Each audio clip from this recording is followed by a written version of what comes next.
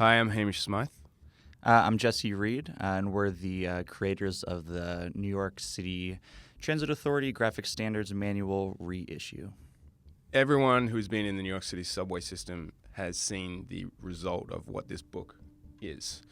In like the 60s, when you would go down to the subway, the signs didn't look like they do today. It was sort of a mismatch of three different companies. In around 1960, the subways merged into the New York City Transit Authority.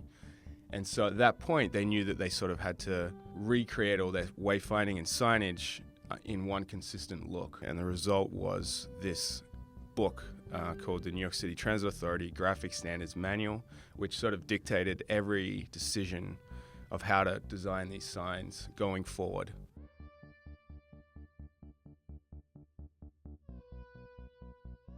So yeah, we got the red eye to Italy, I guess, overnight, and then rented a car.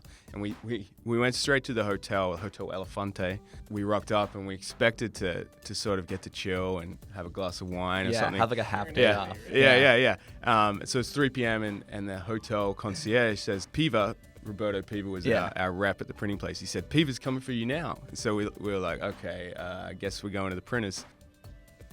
For people not familiar with how books are printed, you don't print them on the little size pages. They get printed on a much larger sheet of paper.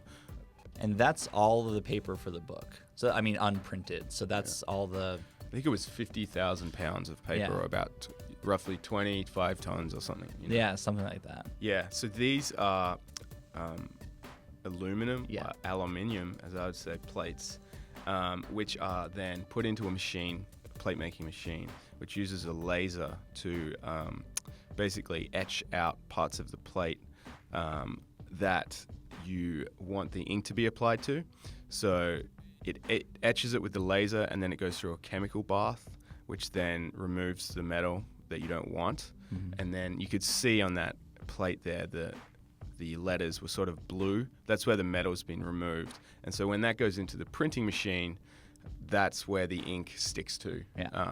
I'm no printer, but that's kind of that's a layman's... the kindergarten way of That's the kindergarten way of Yeah, and so this is, the press. So basically it's a super long, machine where there's, so many ink wells in this entire press, and then this is where they kind of come out, and then they'll pull, the sheets every minute or so to check that they're consistent. And then there was that light table kind of over to the side where, that's like kind of the best light to look at it under.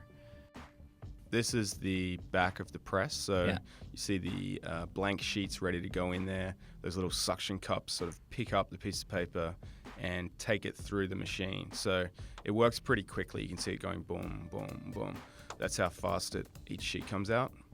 So they get taken down through that part there, and then each of these grey sort of tall parts are inkwells. So this is a plate being inserted into the machine. So that goes down in there somewhere. Yeah, so it goes through 4 inks: cyan, magenta, yellow, and black. Then the last part of it is drying. It goes through like a flash. I don't know how to best explain that, but... Yeah, they come out semi-dried, so they need to sit for a couple weeks to properly dry, but they're sort of dry enough.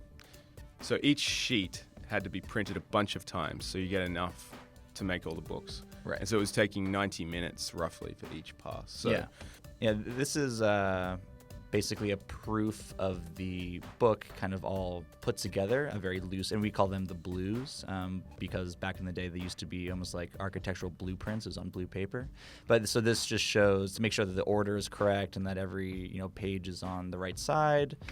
So this isn't actually looking at the quality of the print, more so as making sure it's in the right order. Yeah, the right order. Yeah. So these are all the finished palettes. This is the whole book, just laying this is flat. Everything in a very deconstructed form. So it's kind of, and this was like the most, I think, for me at least personally, it was the most amazing thing to see. Just it all kind of sprawled out and kind of not trimmed, and just like everything really laid out and finished. So it's just the mass of it and the size of it is kind of impressive. And so these, so those pallets get, I think shrink wrapped and then moved to another facility where they get trimmed, and then they get folded, and then they get trimmed again, which is on once they're in the book form. Then they get stitched into the casing, the cover of it. But it's kind of cool to see like that's a before, and then you get the book, and that's where it came from. But so that's how much it takes to make all of it.